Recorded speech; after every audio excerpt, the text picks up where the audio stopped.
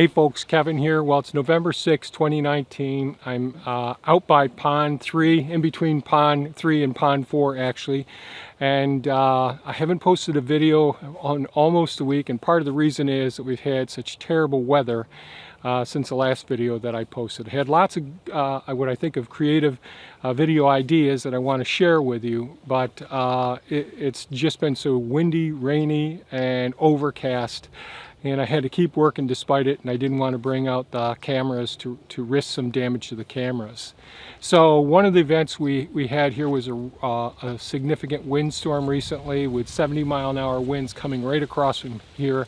And where I'm standing is about 300 feet from the stone wall on our western property edge, just south of where the greenhouse is going up, to give you an idea of where I'm talking about.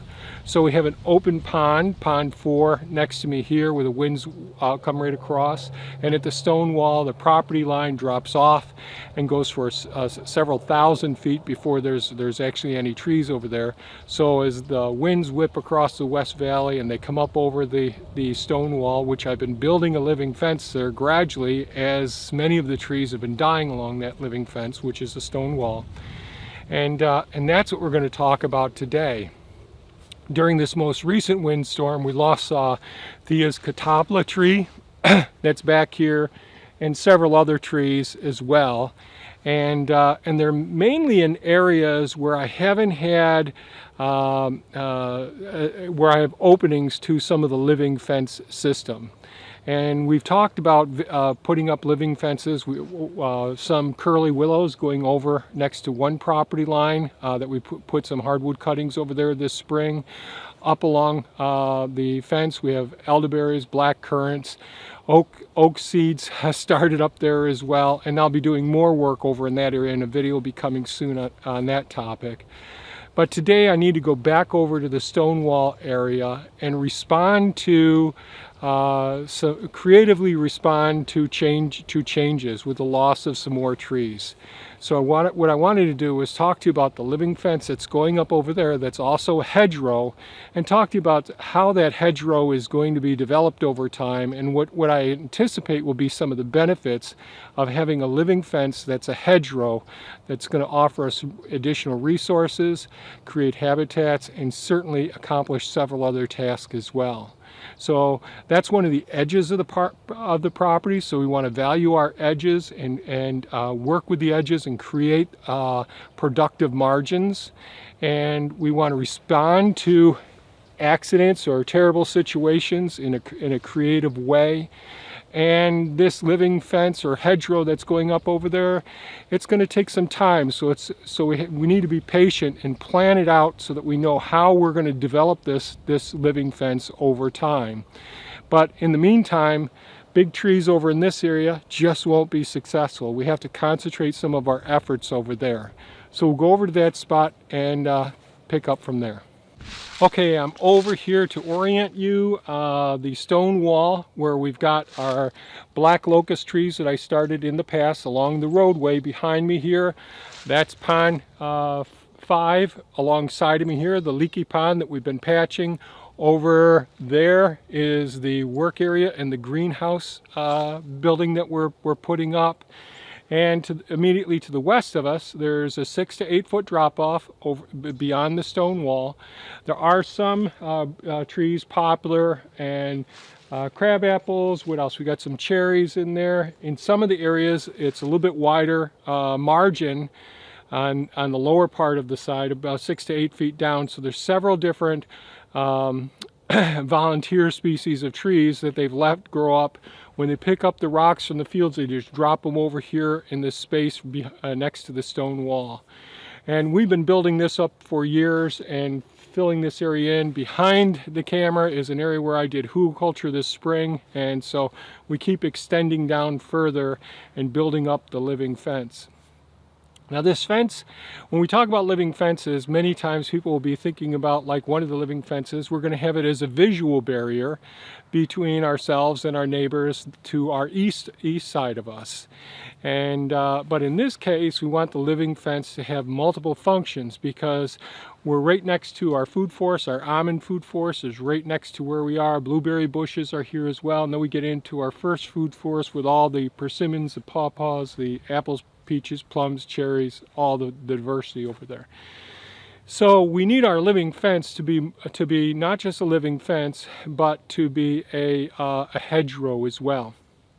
So when I think about living fences, I think about many times we just want to have something that's 6 or 8 feet tall, that is a visual barrier, so we don't have to look at something unpleasant on the other side of our yard and all. It could be something to break the wind as well. And if it's going to be a visual barrier, typically it's not very porous, and therefore it can be a problem with snow accumulation or disruptive wind as well. And it can create problems with soil erosion, and it may not help with soil erosion, and it may not help with water issues. So I really want this living fence or hedgerow to accomplish many different tasks. So we want to integrate many different types of plants. We want to have it to be somewhat similar as far as the layers to a food forest. So we want to have a canopy layer, we want to have a sub-canopy layer, we want to have bushes, shrubs, and herbs, and some vines along this area, and a relatively short depth. So we're not going to be going as deep as I would like to go. This area will only be about 8 feet deep in total. And we want it to be productive. We want this area to produce wood for burning wood if we want, wood for our tool handles and all, wood for posts if we want to have rot resistant posts, so the black locust can do all those. They're excellent at drawing in the honeybees and other pollinators as well, but they only have a short window of time where they're attracting all of the beneficial insects. We also want this living hedge to create multitude of habitats. Now it's built on a stone wall, so there's really good spots for small rodents, really good spots for amphibians and reptiles in there as well. Now we want to create the nesting sites for diversity of different bird species at different heights. We want to have all of the various pollinators being brought into this area, so we want to have something blooming at all times from early spring to late fall, if at all possible. And we want this to have to be able to prevent erosion as well. So high winds can create erosion. It can dry out the surface of the soil, and it can create erosion. Since this is a downward slope of the property, we want to keep as much water on our land as possible, and I'll show you in another video how we're dealing with that with a recent rainstorm as well. But in this area here, there's no berm right up in this location, so we're going to be relying on all of the roots of the structures of the tree, not to just build soil, but also to allow water to penetrate down into the soil as quickly as possible as well. So it's going to accomplish many different tasks. We also want it to be an area where it will be a food source and all the habitats and niches for all the various species that we want to bring into this area. Nesting sites, food foraging sites, wind protection, water retention, carbon sequestration, and we also want it to deal with pollution. So I want to have a whole lot of deciduous bushes, small trees, and large trees all along this property line. So that with the deciduous leaves, they certainly can help with PM2s or polycyclic aromatic hydrocarbons, these really small carcinogenic molecules that are so small, multiple times smaller than the diameter of a hair. And they are lipophilic, so they will bond to the cell wall on all of the green leaves during the summertime. When all of those leaves fall off in the fall, the fungal organisms in the litter that hits the ground breaks them down and turns them into their elemental form, which is inert, and they actually feed the soil as well. So we can help to sequester carbon, control water, control soil erosion, combat pollution, and create habitats and niches, bring in beneficial insects, bring in beneficial predators, so whether it's birds, reptiles, or predatory insects that are beneficial as well. So those are all the things that we want to accomplish as we're looking at this and trying to break the wind. Now, what's one other important aspect in this part of the country of having deciduous canopy trees? So could I be putting evergreens right down here? I could, but the only two evergreens I would consider doing are deciduous evergreens like the bald cypress or the dawn redwood. But those are going, we've got those started on the property already, and I'll show those in another video. They're going to be going down near where the chinampas are, where they're going to be put, and by the big beaver pond down and back. We're at a low elevation and the soil's always moist down there. This is an area that's gravel and it's stony here, really, really rough ground. And I don't want evergreens, I want deciduous trees that lose their leaves in the fall.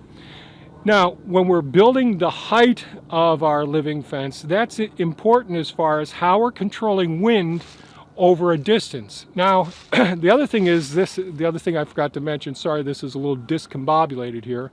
This is also a sanctuary for the wildlife that live here. So we have many places here in our food forest where the deer bed down during the winter months, and this is not one of the spots. This is one of the spots that's a little bit too harsh because the winds penetrate through this area here. They hit so harshly, it's further into the food forest where the deer like to bed down and into the wooded lot. So by creating a living fence that creates more of a shelter zone, by controlling the winds that come through this area, that's really important. Now, by having several layers with sub-canopy trees, bushes, and herbs and all, and letting everything grow up and get to pretty good size, though being that thick, it will have some porosity, which will allow the wind to break up and slow down some, and not allow huge drifts of snow in the areas where I'm standing. If I were to put a solid wall, all evergreens, for quite a height here, we won't have, we'll have one hell of a drift right where I am, and this is an access road that I've got to get through. So I really don't want to have a non-porous, super tall wall here where the winds will come up from out of the west, hit this wall, go up above it, and a deposit right on the other side, and there'll be this cycle of the wind currents, which will deposit a big snowbank right here. So those are things that we're thinking about when we're designing this system. So by having the tallest trees, let's say 30, 40 feet tall, at least in this area, and when we think about the height of a living fence, how far, if the ground was level, and it isn't here, it actually goes up a little bit because it's an upward slope in that direction towards the east. But if the ground were completely level and you had a 30-foot fence here and it was solid, well, we'd have a big drift piled right here, and the high winds would probably extend about 15 times that. So we'd have, maybe 450 feet that we'd have some protection. Well, we got the honey hut over there, that's about 200 feet, and so there'd be more snow being deposited amongst the trees and the honey hut as well. So when we're having the upper part of the trees, the part that's, let's say, over 15 foot tall, being more porous because that's where the canopy trees are, and they have good air spaces in between each one of those trees, that causes deflection of the wind currents, which creates about a 10 to 20 degree angle deviation in the flow of the air, which causes the wind currents to bombard with each other, and that slows the wind down significantly, and we can have as much as 30 times the length. So we could have 900 feet of slowing of the winds and protection so that we wouldn't be losing our big fruit trees and nut trees over in that area. So by having the tall canopy trees being deciduous, that creates airflow in between all of those trees all winter long. The other thing that's really good about having the trees being deciduous is we get our really harshest heavy winds during during those winter months. And during the winter months, those leaves are missing from the tree, and they won't act as much like a sail and create those trees from tipping over. When you walk down along this road, you'll see that many of those black locust trees lean in some. Even though I pushed them back and try to point them out some, they do tend to lean inward towards the downwind side of the wind streams that come across here. So those things are all things that I'm always thinking about when I'm responding to changes. When I see trees going down and it's being a big issue, I really want to make sure that my steps in the future are protecting those areas. I want to think about, geez, if I put up a living fence, is it going to create a big drift because we live in a big snow belt here that I won't be able to get through until the spring thaw? And that's entirely a possibility. So these are things I think about. So we want this hedgerow and living fence to have multiple functions. If we're going to invest time and energy into it, I want it low maintenance, low cost. It's a slow solution because it's going to take me time to get everything established along this living fence. And in the first part was going and doing Hugelkultur right down along this path behind us here. Getting the initial trees started, getting the initial support species in there. So we got lots of volunteer species, the poplars in this area as well. We have some of the curly willows that really start to grab a good footing as well. But we're going to be putting other trees in there as well. And you may recall from some of our hardwood cuttings we started, we got pussy willows. Those pussy willows are some of the first pollinators. They bring in many beneficial flies and bees and wasps into the area. That's going to get them set, get their populations up so that they can take care of pollinating and control the pests when all the fruit trees and nut trees start to go to flower. So that's really important, having that species in here. But we want to have something in flower all season long. We want to create habitats and niches for all of the various species. We want to integrate rather than segregate. We want tremendous diversity. We want to sequester carbon. We want to control the winds. We want to control soil erosion. We want to control water loss on our site as well. And those are the things that I'm thinking about. So I thought I'd share those with you. We'll be working on this whole living fence and hedgerow system over the years.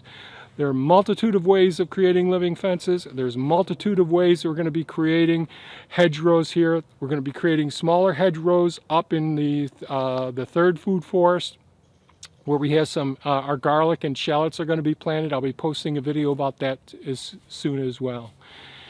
So if you have any comments or questions, please leave them below. If you found this video of value, please give us a thumbs up. And by all means, folks, have a super fantastic day. Bye-bye now.